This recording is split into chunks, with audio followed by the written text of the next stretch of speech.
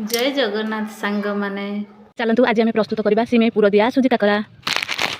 चुली कढ़ई को बसैबा गरम होगा दबा गरम होगा देदेबा तादेह किसी सिमे ताकू भल भाव भाजी दबा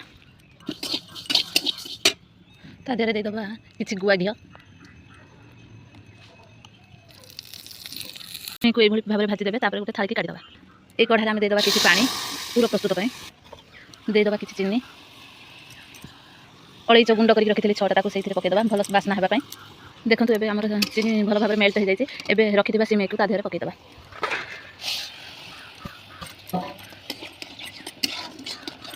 एबे आम किसी समय ढांकी फुटा छाड़ा देखो प्रस्तुत हो जाए आमर सिमे पुर